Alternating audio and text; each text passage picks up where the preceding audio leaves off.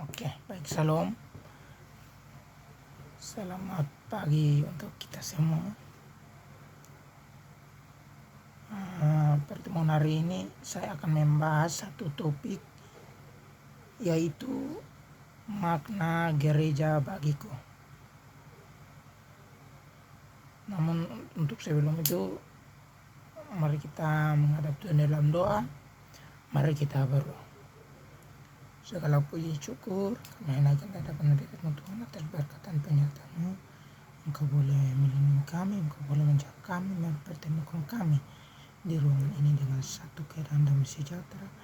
Semuanya berlangsung dalam hanya karena cinta kasih-Mu Bapa. Bapa di sorga, sebentar lagi akan belajar bersama satu topik, yaitu makna gereja bagiku.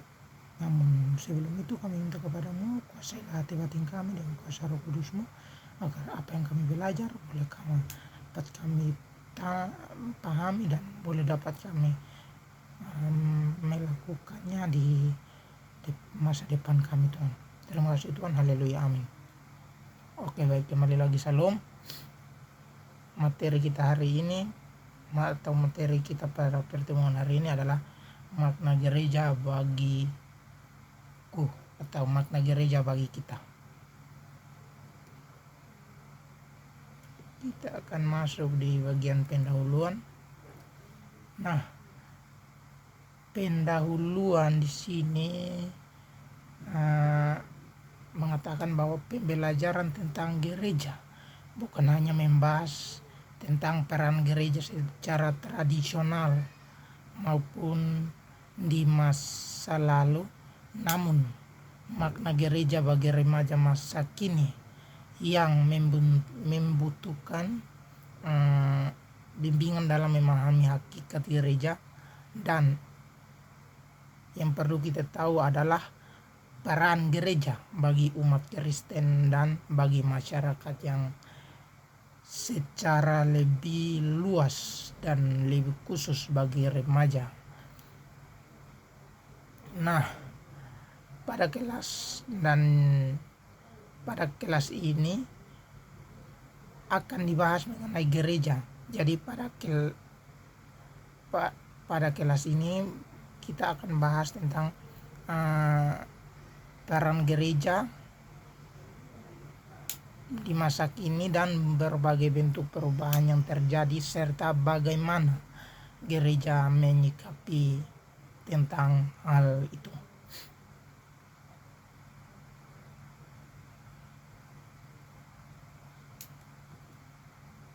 Nah, yang pertama pada pembahasan ini, yang pertama adalah hakikat gereja.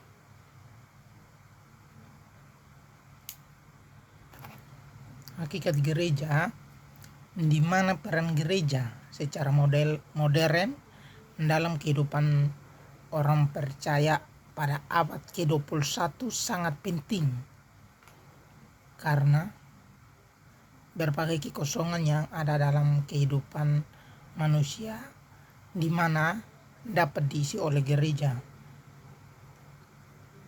Contohnya seperti ini. Jika sebuah mobil perlu diperbaiki, maka orang yang akan membawanya ke bengkel,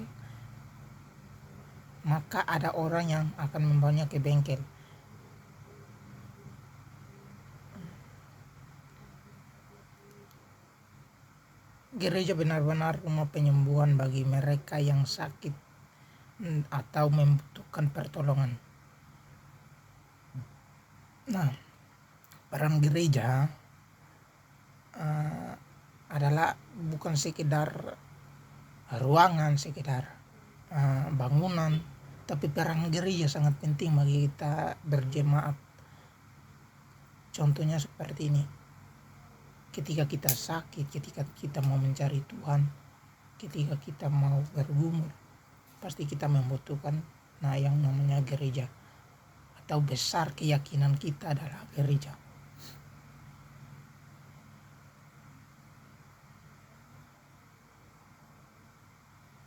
Nah, contoh seperti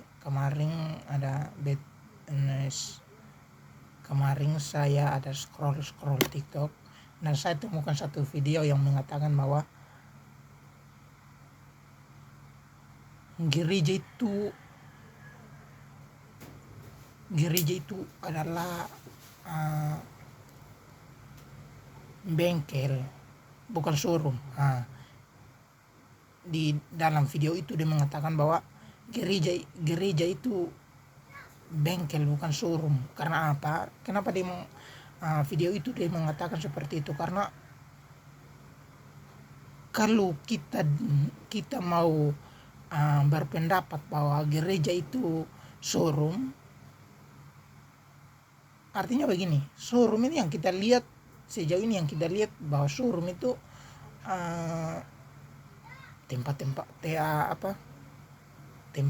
tempat mobil-mobil mewah, motor-motor mewah, pokoknya semua fasilitas itu mewah habis.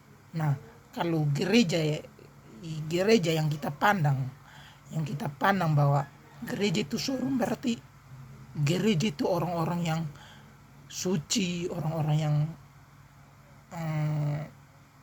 imannya kuat, orang-orang yang tidak pernah mengalami satu musibah.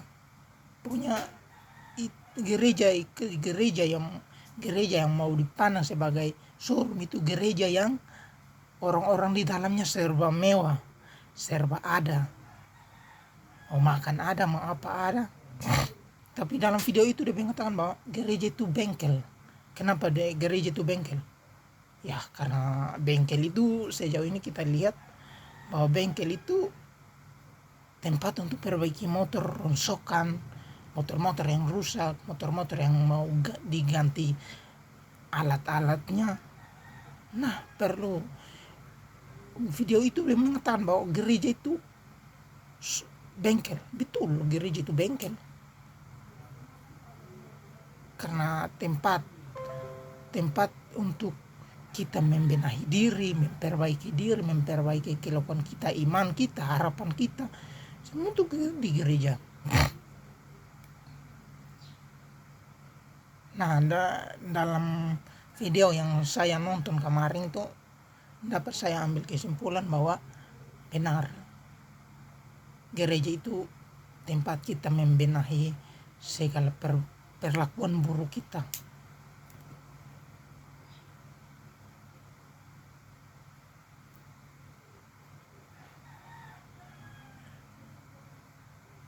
Yang berikut adalah gereja masa kini.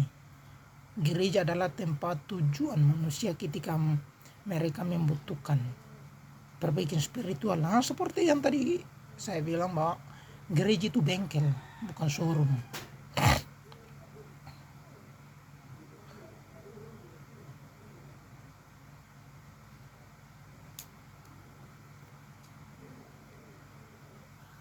Tantangan nyata, kita akan masuk dalam poin yang berikut, yaitu tantangan nyata.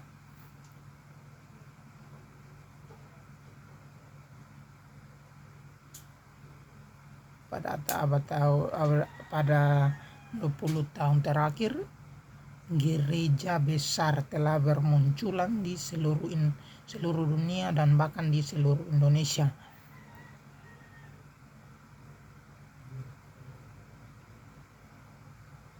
Sebagian besar gereja dipimpin oleh para visioner dan pemimpin yang berpikir luas tentang karismatik. Hampir semua gereja besar ini menyiarkan layanan mereka melalui jaringan televisi, internet, dan radio satelit. Banyak orang non-Kristen dan Kristen melihat program ini dan terkadang mengembangkan persepsi tertentu tentang gereja, baik atau buruk.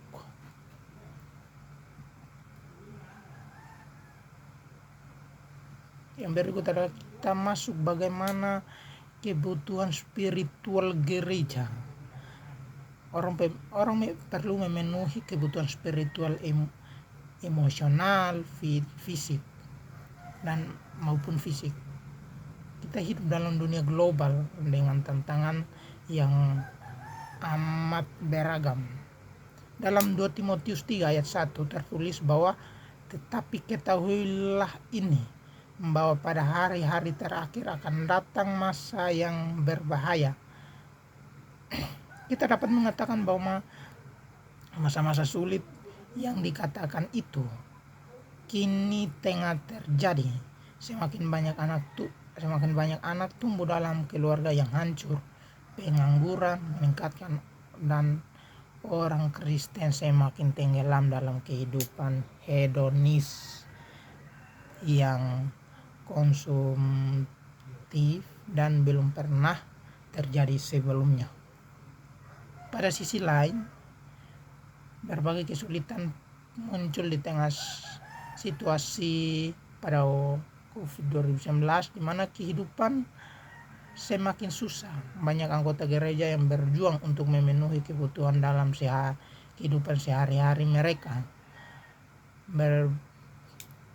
Dan berbagai persoalan tersebut membuktikan bahwa orang-orang yang percaya tidak dibebaskan dari persoalan hidup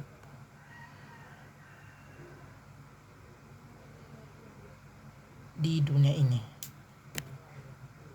Yang berikut, gereja pembawa kabar baik. Gereja juga bisa pembawa kabar baik. Dalam Injil Lukas 4 ayat 18, Yesus ketika masuk di rumah ibadat di Kapernaum, ia membaca dari kitab Yesaya, Roh Tuhan ada padaku, oleh sebab ia telah mengurapi aku untuk menyampaikan kabar baik kepada orang-orang miskin, dan telah mengutus aku untuk memberitakan pembebasan kepada orang-orang tawanan dan penglihatan bagi orang-orang buta, dan untuk membebaskan orang-orang yang tertindas, serta untuk memberitakan tahun rahmat Tuhan telah datang.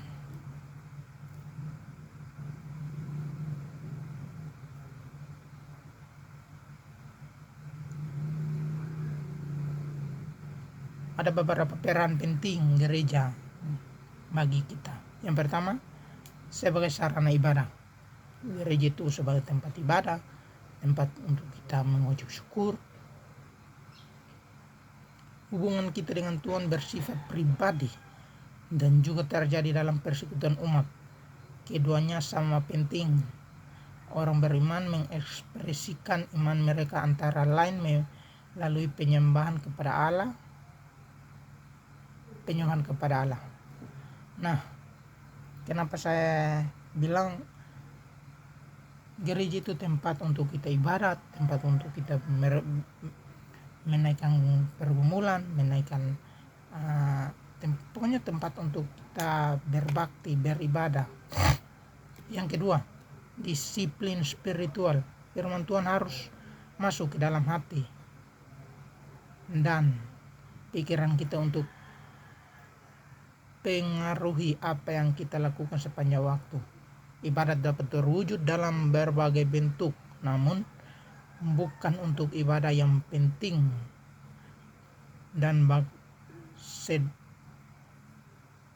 namun bagaimana pemberitaan firman mempengaruhi manusia yang relevan dengan persoalannya dihadapi. Yang ketiga, persekutuan. Gereja disebut persekutuan orang-orang percaya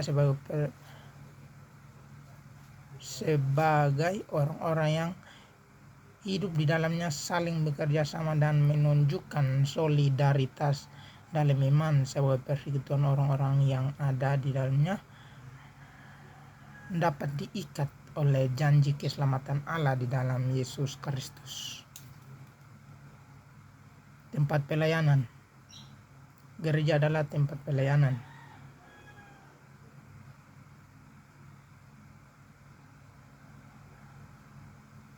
Tentu kita melihat bahwa untuk tempat pelayanan bukan hanya secara fisik tapi juga secara material. Jasmani kita, rohani kita selalu berpatokan pada Yesus Kristus Sang Pencipta. Baik, itulah materi yang dapat saya sampaikan. Kita akan jumpa di minggu depan lagi. Bye bye.